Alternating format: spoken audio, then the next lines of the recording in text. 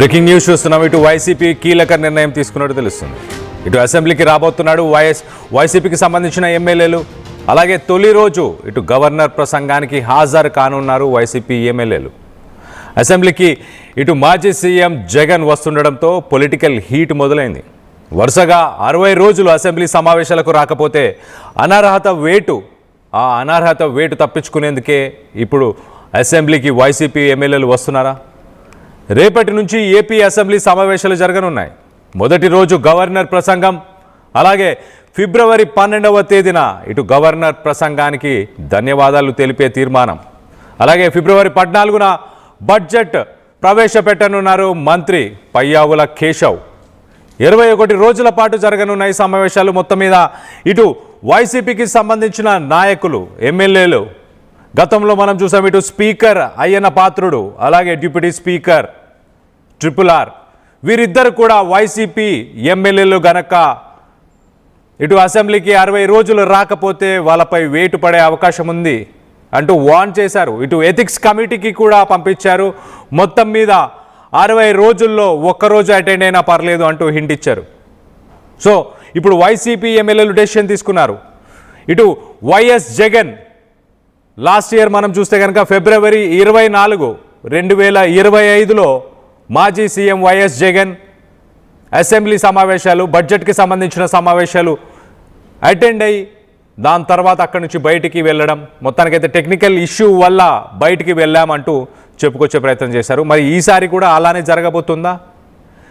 Leader of opposition స్థానాన్ని కల్పించాలి, అలాగే వైసీపీకి ప్రతిపక్షంగా గుర్తించాలి అంటూ వాళ్ళు లాస్ట్ టైం ఈ నినాదాన్ని తీసుకొచ్చారు. మరి ఈసారి ఏం జరగబోతుంది? దీనికి సంబంధించి మరింత అప్డేట్ తీసుకునే ప్రయత్నం చేద్దాం. ఎవరెవరు అటెండ్ అవ్వబోతున్నారు అనేది కూడా తెలుసుకునే ప్రయత్నం చేద్దాం. ఇటు మనతో పాటు మా ఏపీ ఇన్పుట్ ఎడిటర్ కృష్ణమోహన్ అందుబాటులో ఉన్నారు. కృష్ణమోహన్తో మాట్లాడి తెలుసుకునే ప్రయత్నం చేద్దాం. కృష్ణమోహన్, చెప్పండి, గత ఏడాది జరిగినట్టే ఈసారి జరిగే అవకాశం ఉందా? ఇటు మాజీ సీఎం అటెండ్ అవ్వబోతున్నారా?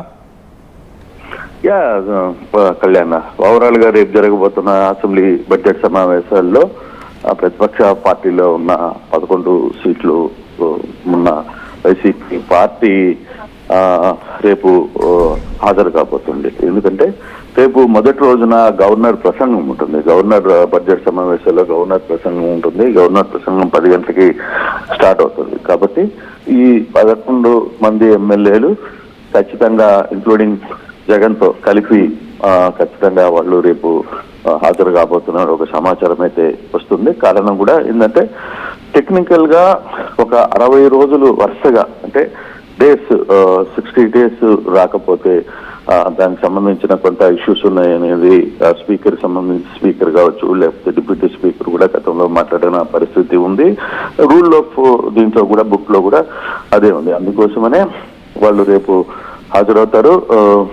హాజరైన తర్వాత గవర్నర్ ప్రసంగం ముగిసిన వెంటనే వాళ్ళు తిరిగి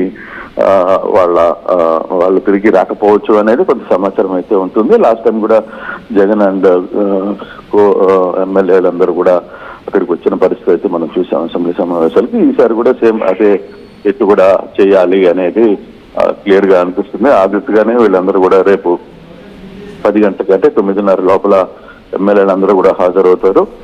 బహుశా రేపు ఎమ్మెల్యేలతో పాటు అందరూ కూడా కొంచెం ముందుగానే వచ్చి అక్కడ కొంత నిరసన తెలిపే ప్రయత్నం చేస్తారు అనేది మనకి చాలా స్పష్టంగా అర్థమవుతుంది. కారణం, ఇన్ని ఇష్యూస్ జరుగుతున్నప్పుడు మాకు మాట్లాడే హక్కు ఇవ్వాలి, మా నాయకుడికి ప్రతిపక్ష హోదా కల్పించాలి అనేది వాళ్ళ ప్రధాన డిమాండ్. రెండవది, వరుసగా జరుగుతున్న కల్తీ లడ్డు ఆహారం కావచ్చు, వాళ్ళ నాయకుల మీద జరిగిన దాడులకు సంబంధించిన ఆహారం వచ్చి వీటన్నిటి మీద కూడా కలిపి ఒక నిరసన కార్యక్రమం చేసి తర్వాత అసెంబ్లీలోకి హాజరవుతారు. అసెంబ్లీకి హాజరైన తర్వాత గవర్నర్ ప్రసంగం చూసుకున్న తర్వాత తిరిగి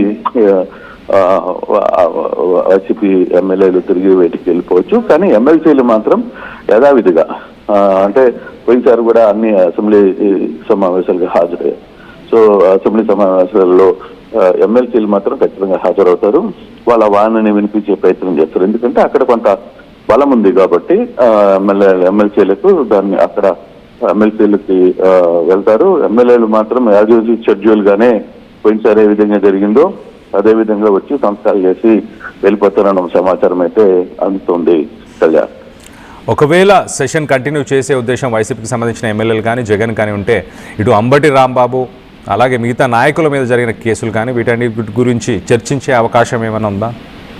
అంటే టీడీపీ ఈ విషయం మీదనే కదా ప్రధానంగా గట్టిగా చెబుతోంది. మీరు రండి, మీరు అసెంబ్లీకి వచ్చి మీరు వాదన చేయాలి అనుకుంటే, లేదు కల్తీ రెడ్డి విషయంలో కావచ్చు, లేకపోతే మీ నాయకుల మీద దాడి చేసిన వ్యవహారాలు కావచ్చు, వీటన్నిటిలో మీరు హాజరయ్యి అసెంబ్లీలో మీ వాణిని మీకు జరిగిన ఇబ్బంది ఏదైనా ఉంటే మీరు మాట్లాడే ప్రయత్నం చేయండి అని చెప్పి వాళ్ళు గట్టిగా మాట్లాడుతున్నారు. కానీ నాకు తెలిసి మనకన్న సమాచారం ప్రకారం అటువంటి పరిస్థితి ఉండకపోవచ్చు. వాళ్ళు రేపు గవర్నర్ ప్రసంగంలోకి హాజరవుతారు. గవర్నర్ ప్రసంగం అయిపోయిన తర్వాత వెంటనే అతని నుంచి వెళ్ళిపోయే ప్రయత్నం చేస్తారు. సంతకాలు పెట్టిన తర్వాత తిరిగి వాళ్ళు అక్కడి నుంచి వెళ్ళిపోతారు. ఓన్లీ ఎమ్మెల్సీలు మాత్రమే తమ నిరసనగా చేసే ప్రోగ్రామ్ ప్లాన్ చేసుకున్నట్టుగా సమాచారం కనపడుతుంది. Kalyan. Right Krishnamohan, thanks for the latest update.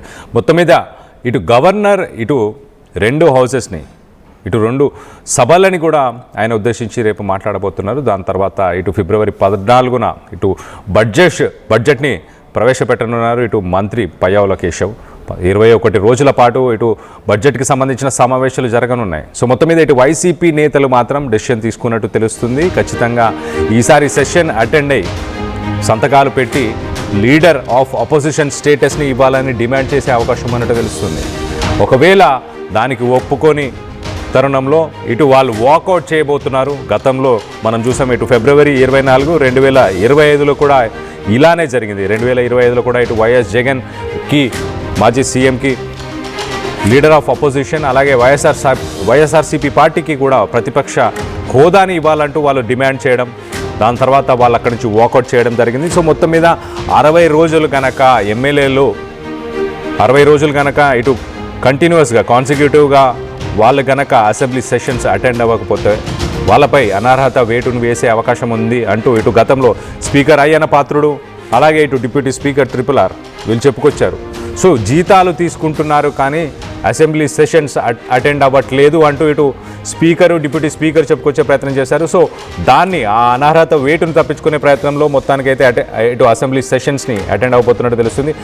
మరో పక్కన ఇటు ఎమ్మెల్సీకి సంబంధించి కొంత మెజారిటీ ఉండడం వల్ల ఆ సభని కంటిన్యూ చేసే అవకాశం ఉంది. అక్కడ వైసీపీకి సంబంధించిన నాయకులు అక్కడ ఆ సభని కంటిన్యూ చేస్తూ దాంట్లో అటెండ్ అయ్యి వాటిని కంటిన్యూ చేస్తారన్నట్టు తెలుస్తుంది. సో మొత్తం మీద దీనికి సంబంధించి మీరేమనుకుంటున్నారు? ఒకవేళ వైసీపీ అటెండ్ అవుతే ఇటు అంబటి రాంబాబు ఇష్యూ కావచ్చు, ఇటు మిగతా నాయకులపైన జరుగుతున్న ఇష్యూ, అలాగే లిక్కర్ స్కామ్ గురించి కావచ్చు, ఇటు లడ్డు తిరుపతి టీటీడీకి సంబంధించిన లడ్డూలో కల్తీనే ఇష్యూ కావచ్చు, ఈ అంశాల గురించి మాట్లాడే అవకాశం ఉందా?